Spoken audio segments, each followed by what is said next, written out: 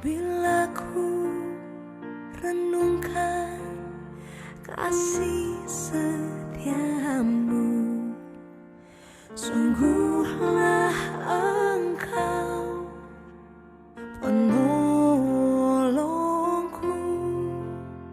dan dalam naungan kepak sayapmu, jiwaku bersorak memuji Engkau.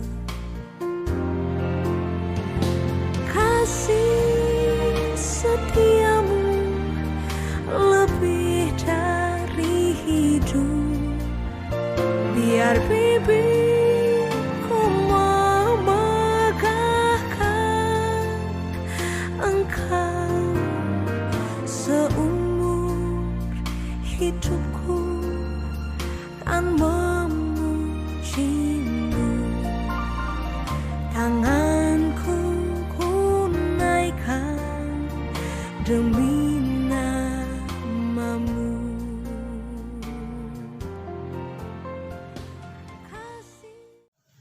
Shalom saudara, mari kita berdoa. Bapa di sorga, di dalam nama Tuhan Yesus Kristus, terima kasih buat kesempatan yang kembali Tuhan berikan kepada kami untuk kami nikmati bersekutu di dalam hadirat Allah. Ampuni kami dan sucikan kami ya Tuhan. Layakkan kami untuk menerima lawatan Tuhan. Kami percaya mujizat Allah akan terjadi dalam hidup kami. Terpujilah nama-Mu. Pimpinlah Tuhan ibadah ini dari awal sampai pada akhirnya. Di dalam nama Tuhan Yesus Kristus. Amin. Tema firman Tuhan hari ini adalah rusa rindu sungai. Mazmur 42 ayat 2 sampai 6. Seperti rusa yang merindukan sungai yang berair, demikianlah jiwaku merindukan Engkau, ya Allah. Jiwaku haus kepada Allah yang hidup. Bilakah aku boleh datang melihat Allah? Air mataku menjadi makananku siang dan malam. Karena sepanjang hari orang berkata kepadaku, di mana Allahmu? Inilah yang hendak ku ingat, sementara jiwaku gundah gulana. Bagaimana aku berjalan maju dalam kepadatan manusia, mendahului mereka melangkah ke rumah Allah dengan suara sorak-sorai dan nyanyian syukur. Dalam keramaian orang-orang yang mengadakan perayaan. Mengapa engkau tertekan, hai jiwaku, dan gelisah di dalam diriku? Berharaplah kepada Allah, sebab aku akan bersyukur lagi kepadanya, penolongku dan Allahku. Saya akan membaginya dalam 3 pokok pembahasan singkat. Yang pertama adalah terpisah dari bait Allah. Ayat 2 dan 3 tadi, seperti rusa yang merindukan sungai yang berair, demikianlah jiwaku merindukan Engkau ya Allah. Jiwaku haus kepada Allah yang hidup. Bilakah aku boleh datang melihat Allah? Mazmur 42 ini bertemakan duka yang mendalam dari pemazmur karena dia harus hidup terpisah dengan atau dari bait suci di Yerusalem. Sekarang dia ada jauh di ujung utara Gunung Hermon yang bersalju itu sebagai tawanan musuh.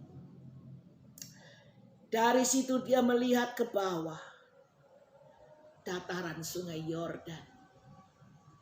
Hatinya kembali mengingat masa-masa lalu di Yerusalem. Ketika dia sedang berjalan mendahului yang lain untuk pergi ke bait suci. Dengan sorak-sorai, dengan sukacita. Dan sekarang dia harus jauh dari bait suci. Hatinya rindu, sangat rindu. Dikatakan seperti sungai yang merindukan, seperti rusa yang merindukan sungai yang berair. Demikianlah jiwaku merindukan Engkau, ya Allah. Rusa yang kehausan dengan nafas yang terengah-engah itu sangat mendambakan mendapatkan air sungai yang sejuk dan menyegarkan. Demikian hati pemazmur merindukan hal itu. Sangat rindu. Suara gemuruh air terjun. Kalau salju itu mencair menjadi air terjun. Suara air terjun di tempat itu membuat semakin pedih hatinya. Saudara, dia merindukan kebiasaan secara lahiriah yang dia lakukan ketika ia masih di Yerusalem. Kepada Allah yang hidup, Allah yang hidup adalah sumber air yang hidup. Yeremia 2 ayat 13. Sebab 2 kali umatku berbuat jahat. Mereka meninggalkan aku, sumber air yang hidup, untuk menggali kolam bagi mereka sendiri, yakni kolam yang bocor dan tidak dapat menahan air. Dikatakan tadi Allah yang hidup. Allah yang hidup adalah sumber air yang hidup. Kalau rusa merindukan air, umat Tuhan merindukan sumber air yang hidup. Yesus pernah berkata di dalam Yohanes 7 ayat 37. Barang siapa haus, baiklah ia datang kepadaku dan minum. Saudara, bangsa Israel punya suatu acara tahunan, yaitu upacara air. Sehubungan dengan kebutuhan mereka akan air hujan pada tahun yang akan datang, mereka mengadakan upacara selama 8 hari. Dan di akhir hari itu, hari ke-8, Yesus berkata kepada mereka, barang siapa haus, baiklah ia datang kepadaku dan minum. Pada saat itu Yesus menyampaikan kepada mereka bahwa sesungguhnya mereka memerlukan air yang lain yang dapat menyegarkan hidup manusia atau orang yang mau percaya kepadanya. Air hidup yang menyegarkan. Saudara, di dalam dunia yang penuh dengan masalah ini, seringkali membuat kita capai, loyo, dan tidak jarang tumbang, roboh karena bertubi-tubi masalah silih berganti. Kita butuh kesegaran, air hidup, yaitu Yesus sendiri. Yeremia 31 ayat 25. Aku akan membuat segar orang yang lelah dan setiap orang yang merana akan kubuat puas, kata Tuhan. Matius 11 ayat 28. Marilah kepadaku, semua yang letih, lesu, dan berbeban berat. Aku akan memberikan kelegaan kepadamu. Semua yang letih, lesu. Undangan Tuhan ini untuk semua orang. Ketika Yesus bertemu dengan perempuan Samaria dan dia minta minum kepada perempuan itu, maka perempuan itu menjawab, "Masakan engkau seorang Yahudi minta minum kepadaku, seorang Samaria?" Karena pada waktu itu orang Yahudi tidak bergaul dengan orang Samaria.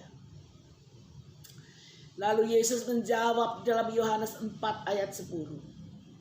"Jika engkau tahu tentang karunia Allah, dan siapakah dia yang berkata kepadamu, 'Berilah aku minum,' niscaya engkau telah meminta kepadanya, dan ia telah memberikan kepadamu air hidup." Kebutuhan rusa akan air sungai yang segar itu sangat mendesak agar ia tidak mati kehausan. Demikian juga manusia membutuhkan air hidup. Yesus, air hidup, untuk bisa hidup kekal. Tidak saja nanti hidup kekal di surga, tapi sejak sekarang pun air hidup yang menjadi milik kita itu akan memberi kesegaran kita terus menerus dalam menghadapi segala permasalahan hidup yang silih berganti. Kembali kepada Yeremia 2 ayat 13 tadi. 2 dosa yang mendasar dari umatnya adalah meninggalkan Tuhan, sumber air hidup itu. Dan berikutnya menggali kolam sendiri, yaitu kolam yang bocor, tidak bisa menampung air. Itu adalah penyembahan berhala. Bangsa kafir tetap bisa setia kepada dewa-dewa mereka di ayat-ayat atasnya. Saya melihat ketika saya ada di Bali, dini hari mereka sudah bangun berpakaian rapi dengan membawa sesajen di atas kepalanya. Lalu mereka berjemaah berkumpul di tengah-tengah jalan. Mereka menyembah dengan kusuk berdoa. Sedangkan orang Kristen masih tidur nyenyak. Andai kata orang Kristen seperti itu, tekunnya mencari Tuhan, akan terjadi kebangunan rohani yang luar biasa. Tetapi sebaliknya di dalam ayat 11, Israel lebih menyukai berhala yang bukan Allah, menukarkan Allah yang benar dengan ilah-ilah yang tidak berguna. Ketika manusia meninggalkan Allah yang hidup, maka hidup terasing dari persekutuan dengan Tuhan. Kemudian mencari cara hidup sendiri. Menukarkan Allah yang hidup. Gereja ditutup. Gereja yang adalah lambang kehadiran Allah ditutup. Kalau sudah sekian lama ditutup, adakah kerinduan saudara? Seperti pemazmur ini. Pemazmur berkata, "Bilakah aku boleh datang melihat Allah?" Karena gereja adalah lambang kehadiran Allah. Tapi tentu artinya tidak sedangkal itu. Nanti kita akan lihat. Yang kedua, yang pertama adalah hidup terpisah dari bait Allah. Yang kedua, keadaan tercela. Ayat 4. Air mataku menjadi makananku siang dan malam. Karena sepanjang hari orang berkata kepadaku, di mana Allahmu? Musuh mengejek kalau keadaan kita tercela itu, saudara. Keadaan kita yang tidak memuliakan Allah. Mereka melihat sama saja. Tidak ada bedanya. Orang Kristen atau tidak orang Kristen. Ya. Di tengah-tengah masa yang sulit seharusnya orang Kristen tampil beda. Tetapi banyak yang sama saja. Bagaimana orang-orang Kristen ikut berdemo, bahkan dia tidak tahu untuk apa dia demo itu. Ketika dia diwawancara, nggak tahu. Tetapi malahan dia merusak mobil petugas.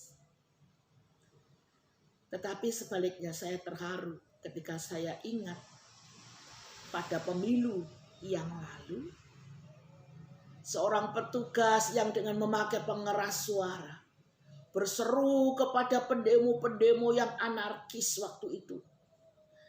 Jangan teman-teman, jangan lakukan itu. Jangan teman-teman, jangan lakukan itu. Berulang-ulang. Bukan dia takut kepada pendemo itu, tetapi sebaliknya dia sangat menyayangkan bila nanti engkau celaka, bila nanti engkau kena masalah, jangan lakukan itu. Hati yang mulia. Satu hal yang harus kita takuti dan kita waspadai dalam hidup ini, di dunia yang semakin jahat ini, saudara. Jangan sampai kita jatuh dalam jerat iblis. Iblis tahu waktunya sudah singkat. Dia begitu giat cari sekutu untuk sama-sama binasa bersama-sama dia. Berapa banyak saudara-saudara seiman yang jatuh dalam dosa. Jangan hanya cuma diperbincangkan. Jatuh dalam dosa itu bisa dialami oleh semua orang. Kalau tidak waspada. Kalau tidak berjaga-jaga. Kalau melihat saudara kita jatuh dalam dosa, kita mendoakan dengan prihatin. Supaya dia bisa dipulihkan. Mohon perlindungan Tuhan. Jadi yang pertama tadi adalah hidup terpisah dari bait suci. Yang kedua adalah hidup yang tercela. Yang terakhir, jiwa tertekan sesungguhnya tidak perlu. Ayat 5 dan 6. Inilah yang hendak ku ingat. Sementara jiwaku gundah gulana. Bagaimana aku berjalan maju dalam kepadatan manusia. Mendahului mereka melangkah ke rumah Allah dengan sorak-sorai dan nyanyian syukur. Dalam keramaian orang-orang yang mengadakan perayaan. Mengapa engkau tertekan hai jiwaku? Dan gelisah di dalam diriku? Berharaplah kepada Allah. Sebab aku akan bersyukur lagi kepadanya, penolongku dan Allahku. Kerinduan yang amat sangat yang membuat hatinya gundah gulana itu sempat menekan jiwanya, sempat membuat dia gelisah sehingga dia meratap. Tetapi kemudian berubah menjadi seruan iman. Dia sadar, dia sempat dalam level yang lebih rendah dari tuntutan iman kepada Tuhan. Kalau dulu Allah di bait sucinya itu Allahnya, penolongnya, sekarang pun dia tetap Allahnya. Dia tetap penolongnya walau dimanapun dia berada. Walau dia jauh dari bait sucinya. Dia sadar tanpa bait Allah secara lahiriah Tuhan tetaplah Tuhan, Allah penolongnya. Jika dahulu Tuhan penolongnya, kekuatannya, perlindungannya, juru selamatnya, sekarang pun dia tetap Allah yang sama. Oh haleluya, terpujilah nama Yesus. Dia tetap bisa bersekutu dengan Tuhan dimanapun dia berada, kapanpun waktunya, dan bagaimanapun keadaannya. Dan dikatakan tadi, aku akan bersyukur lagi kepadanya, penolongku dan Allahku. Berharaplah kepada Allah, walau sempat dia tertekan jiwanya, walau sempat dia gelisah, tapi segera dia bangkit. Sebab apa? Ibrani 13 ayat 8. Yesus Kristus tetap sama, baik kemarin maupun hari ini, sampai selama-lamanya. Walaupun gereja sempat ditutup, bahkan sampai sekarang pun masih ada yang masih ditutup, tetapi kita tetap bisa bersekutu dengan Tuhan kita dimanapun kita berada. Jiwa tertekan dan gelisah sungguh tidak perlu, tetapi kerinduan yang sungguh-sungguh untuk selalu menikmati persekutuan dengan Allah secara pribadi, itu yang perlu. 2 Samuel 15 ayat 25. Lalu berkatalah raja kepada Sadok, bawalah tabut Allah itu kembali ke kota. Jika aku mendapat kasih karunia di mata Tuhan, maka ia akan mengizinkan aku kembali, sehingga aku akan melihatnya lagi, juga tempat kediamannya. Ini perkataan Raja Daud supaya kepada Sadok, supaya tabut perjanjian Allah yang lambang kehadiran Allah dibawa ke Yerusalem. Sedangkan dia waktu itu ada di padang gurun Yehuda karena lari dari Absalom. Daud yang keadaan susah, bagaimana gak susah? Dikejar-kejar anaknya sendiri mau dibunuh. Ya, bahkan kerajaannya pun harus dia tinggalkan. Tetapi walaupun keadaannya yang sedemikian itu, dia tetap bisa memandang kemuliaan dan kekuatan Allah sama seperti di tempat kudus bait Allah. Dia tetap bisa merasakan persekutuan dengan Allah dimanapun dia berada. Bagaimanapun situasinya saat itu, kapanpun waktunya. Sebab bait Allah ada di dalam hidupnya sendiri. 1 Korintus 3 ayat 16. Tidak tahukah kamu bahwa kamu adalah bait Allah dan bahwa roh Allah diam di dalam kamu? Mazmur 63 ayat 2. Ya Allah, Engkaulah Allahku. Aku mencari Engkau. Jiwaku haus kepadamu.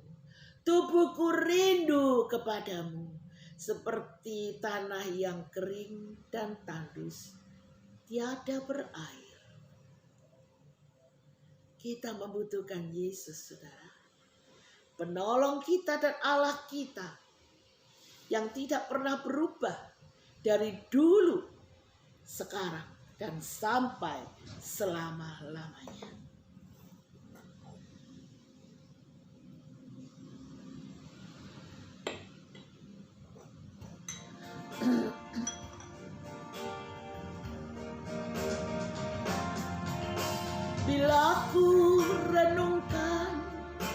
kasih setiamu, sungguhlah Engkau penolongku.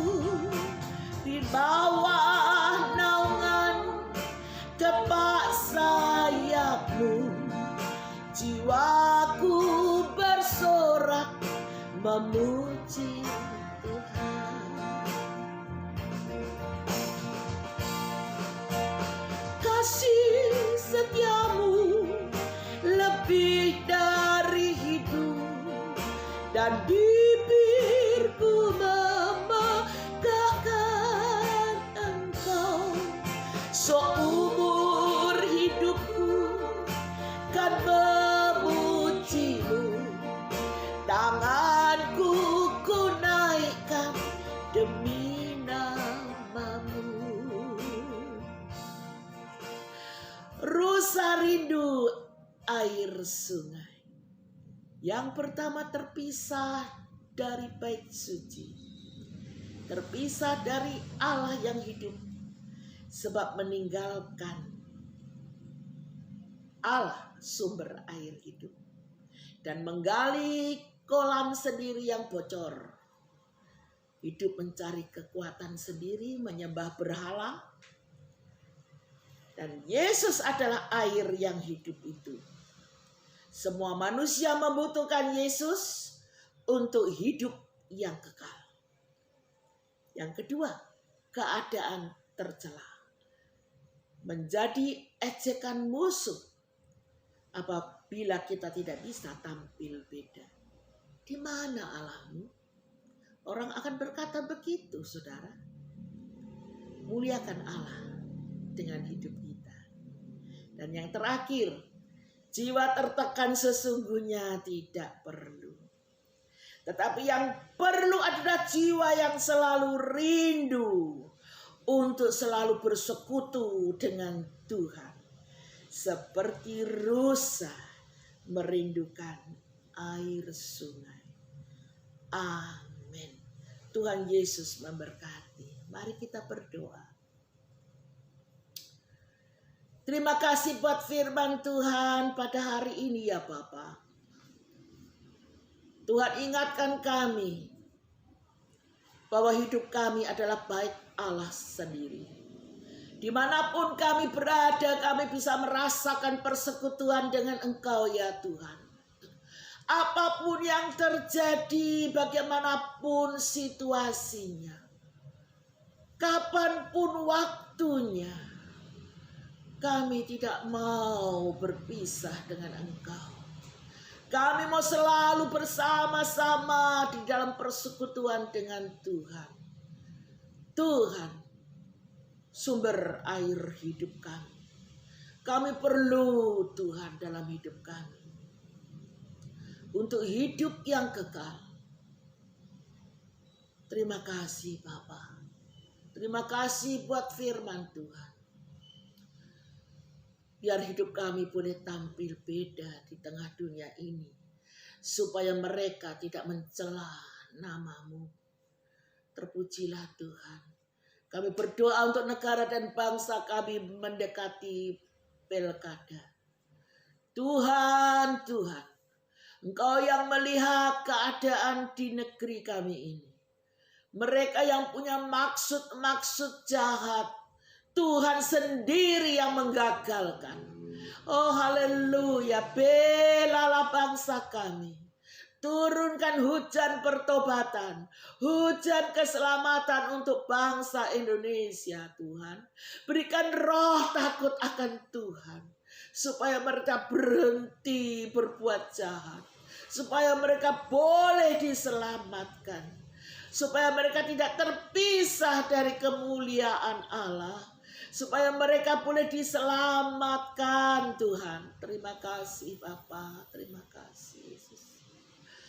Berikan kesabaran, berikan hikmat kebijaksanaan untuk Bapak Joko Widodo dengan seluruh stafnya yang tulus dan takut kepadamu.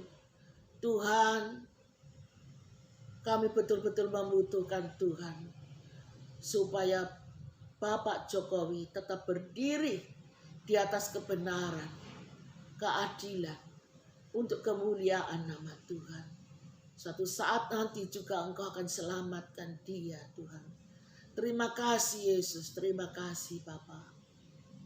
Kami berdoa untuk staf medis di seluruh dunia, khususnya di Indonesia dan terutama di Surabaya. Tuhan tolong berikan perlindungan ekstra. Oh haleluya. Mereka melayani Tuhan yang dengan sungguh-sungguh, dengan tulus hati. Seperti melayani keluarga mereka sendiri, berjuang sedemikian rupa. Kami percaya tidak ada yang terlewat dari pandangan Tuhan. Tuhan mengetahui semuanya. Tuhan berkati, Tuhan selamatkan, Tuhan lindungi. Oh haleluya, terpujilah namamu. Supaya mereka bisa melayani dengan tetap sukacita. Dan nama Tuhan yang dipermuliakan. Terima kasih Tuhan Yesus. Jemaat Tuhan dimanapun saudara berada. Di dalam nama Tuhan Yesus Kristus. Diberkatilah engkau, diberkatilah keluargamu, diberkatilah pekerjaanmu, diberkatilah pelayananmu. Apapun yang engkau kerjakan berhasil bersama-sama dengan Yesus. Diberkati juga kesehatanmu. Terpujilah Tuhan, terpujilah Yesus. Sekarang saudara, terimalah berkat dari Allah Bapa, Allah Putra, dan Allah Roh Kudus. Dalam nama Tuhan Yesus Kristus. Haleluya. Amin. Tuhan memberkati.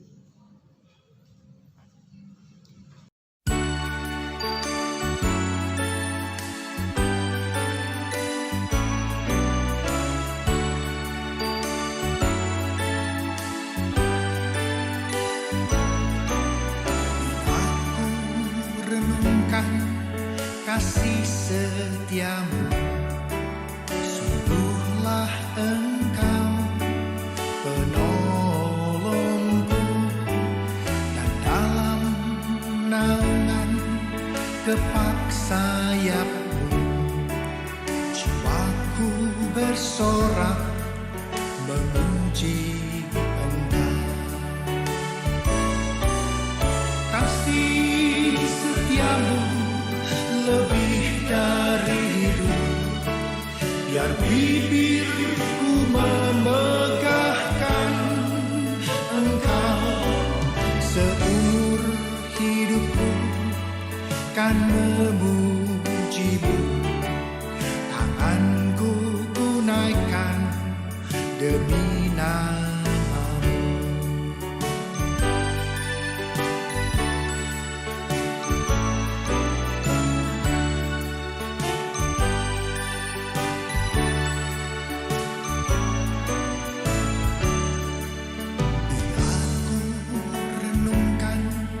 Kasih setiamu, sungguhlah engkau penolongku, dalam naungan kepak sayapmu, jiwaku bersorak memuji engkau.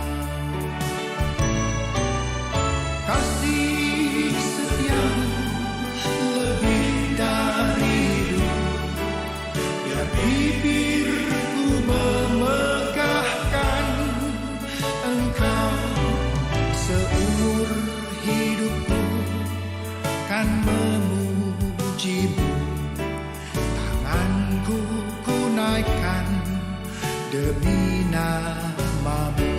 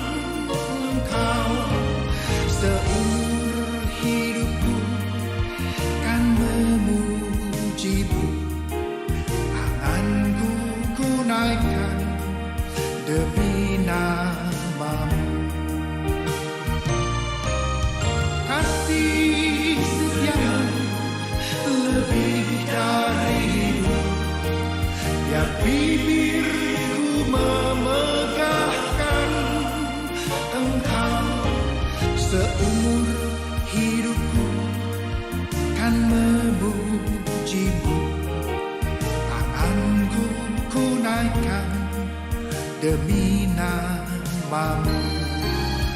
Tanganku ku naikkan demi namamu.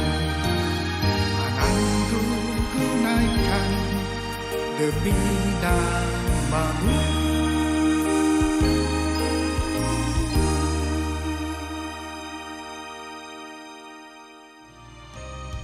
Kasih setiamu lebih dari hidup, biar bibirku memegahkan Engkau seumur